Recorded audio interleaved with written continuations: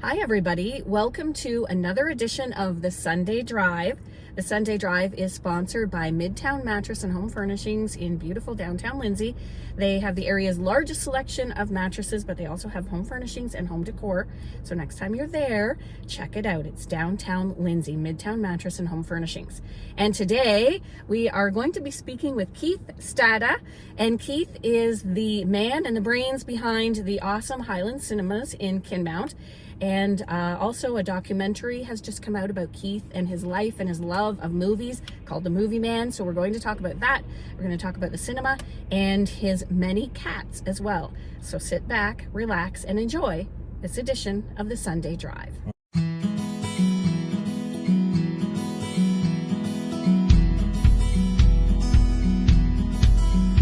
Okay, we are back with Keith Stata, and he is the man behind the Highlands Cinemas, as we said, and the brains. And he said he's not sure about the brains because he was told many times that there was no money in movies or in cats, right? That's right. Cat farming. Cat farming. So let's talk about the movies first. What and when did you first become so interested and enamored in movies? When I was a little kid, I was interested in films, but we didn't have a car, so I never got to go to very many movies. And I always wanted to do something, so we had friends who went shopping in Minden on Saturdays, so I got to go to the Saturday afternoon matinee at the Beaver Theater, and that's when it started. And then the odd time I remember watching Imitation of Life in Lindsay at the Century. So I was always interested in doing something. So basically, before I had a projector, I used to make cutouts on pieces of paper and use a flashlight and make up stories. So they finally bought me a projector to get me away from that one, and I had some little castle films. We used to show movies in the woodshed, and it was 2 cents a piece. The problem was one day the skunk came in and it kind of ended the show. Yeah, that would end the show. Yeah, sure. So in high school from 1961 on, we did 4 films. We did a film on Kinmount Fair, then we did an old-time science fiction thing, and we did an old-time comedy, and the big one was in 65. We did a 1-hour show with about 30 people in it. I did an art film later on that was in a festival, and then I decided I had to do something that was going to make money, not cost money, so I went into the gift business, which didn't exactly make a lot of money. Then I went into construction for 26 years, and during the time the construction was here, I started to build the theater. And so it evolved into Highlands Cinema, which went from 1 screen to 5 screens, and the museum evolved over that too, which is 4,000 square feet. So today the building is 18,500 square feet. There's 17 40-foot sea containers full of stuff out there. In 1896, Louis Lumiere and his brother Auguste showed the first motion picture in Paris. And Lubin from the United States went to see the presentation, and he talked them into making him projectors in 1897, and we have one of those machines. Where did you get that? Where did you find something so I was unique? bidding on what the hell was it? A Lubin on eBay. And you have to understand, Lubin never made anything. He copied everything. And I didn't consider a Lubin that was really an Edison with a Lubin name to be all that important. So I bid on it, and it just went some ridiculous amount, so I let it go. So then I got a call from somebody in California that had a warehouse under the overpass, and during the earthquake it collapsed, but the projector inside of it was still okay. He wondered if I was interested, so he sent me some photographs, and I had never seen anything like it before, so I asked Kerry Williams in Chicago, and all he would say was, if you don't want it, I'll take it. So we have over 1,000 machines. So the question is, if it's just a 16, unless it's maybe the first 16, or we have the first home movie projector ever made in 1906. We have the first 16 made model, and we have a lot of stuff. Some of them are worth nothing, some of them are worth quite a bit, so it depends on what you're talking about. And collectability dies with the collector. So when people get to their 50s and 60s, they start reminiscing about their youth, and they start collecting. Yeah. So when they die, the kids don't give a whatever. Right. You already know that. So, but the museum is more than the projectors. I came to the conclusion that people were not, well, they didn't even know what they were usually. So what we did was we added all those 17 sea containers. One of them is full of clothing, which goes from Victorian times up to today. One of them's got furniture and things like pop coolers that you would get in the stores in the 50s with the water and the bottles. We have just about everything you can think of stored so that we can use it in the display. So there's a lot. We have an original Paris original 20s flapper gown. We have 120 mannequins. Then the horror hall came along, which screwed up everything because I wanted to put the horror hall in for 5 years, pull it out and put the clothes back. Now nobody wants me to take it out. So the horror hall has just about everybody in it, from Pennywise to Alien to everybody's in there somewhere. We started out with the first theater, which was only 58 seats at the time. And it was a big struggle because everybody thought it was a TV in the living room because the house was the predominant feature. Right. So, okay, so I decided, well, if we're going to sit around for one, we might as well have two. So we added the second one, and it was only 60 seats. And then it started to get a little busier, and we added the third theater. And at that point, we got on national release. So getting on national release changed everything. So then we needed more room, so we expanded the 60 seats in number 2 to 150.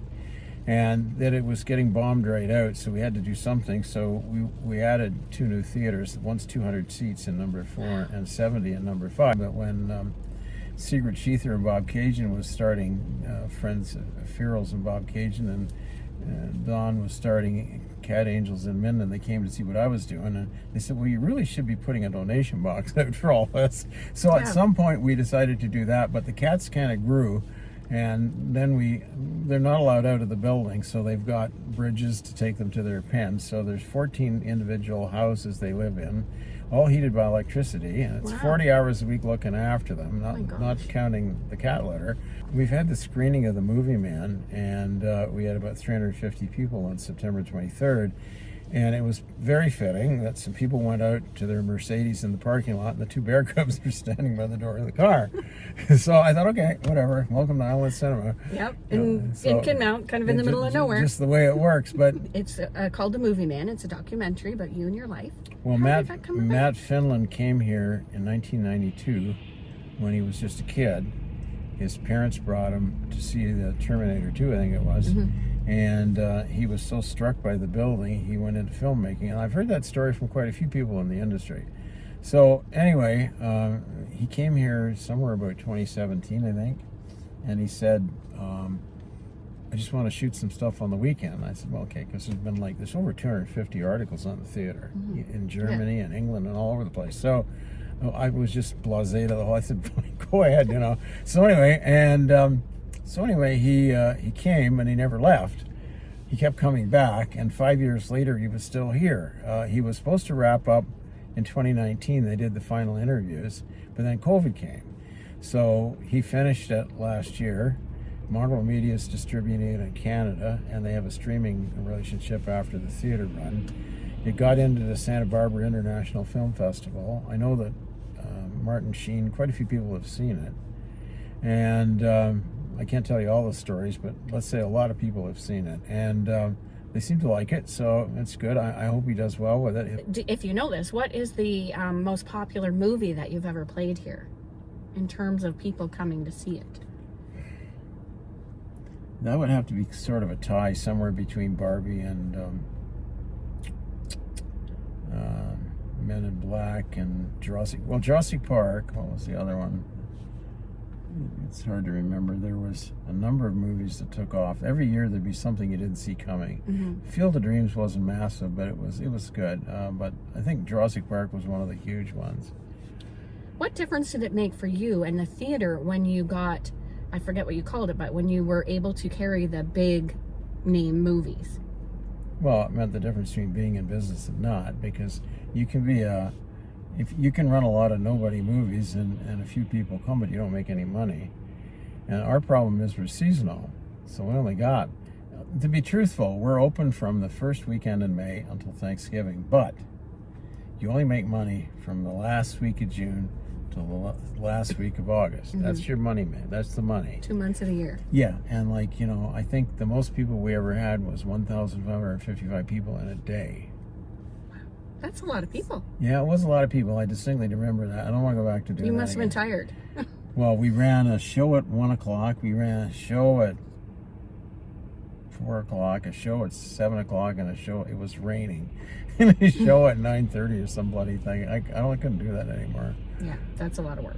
Yeah, and of course everybody's cranky usually when you got lineups all over the place. Everything, there's always problems, and it was Yeah, but it's changed a bit now because first of all, people stream so much and satellites are getting better all the time. And the movies, they seem to have a problem figuring out what to make. They make a lot of prequels, sequels, that kind of thing, right? Not a lot of new Well, stuff. I hope they've learned a bit of a lesson, and that is that if you want to get people in theaters, you can't be streaming it. And if you want to have movies people want to go to, it can't be another Marvel. It's got to be something new and different, because the ones that are new and different have always been the ones that took off. What do you have on tap for this summer? Do you already know and have booked what movies are coming, or how does that work? No? And there's a list which is in flux because it keeps changing. If you go to IDG, you can look, IMG, I think it is. They have a list of a calendar that shows you movies coming out every month. It isn't really fleshed out yet. You have to wait and see what's going to happen because the strike had a big effect on production. Sure. So I don't know. We know that for the first quarter there's going to be a real shortage of movies, and if you look at the box office returns, the films have not been doing well. People are still not coming back to the extent that they used to. You only have to look at the fact that my business partner keeps reminding me of this. Roland Hamilton helped build the theaters. He started working for me when he was 12 years old. And he's gotten grumpier over the years. It was due to him that we were able to actually do it, because I needed help to do it in the construction part of it. So the long story short is that, what was I talking about again? Jesus, where was I? This summer, movies for this Oh, summer. yeah. Okay, so it's like he said that in 2004 we did $440,000. So last year we did 400,000 and something, but that's not a relative figure because it was only $5 to get in back in 2004.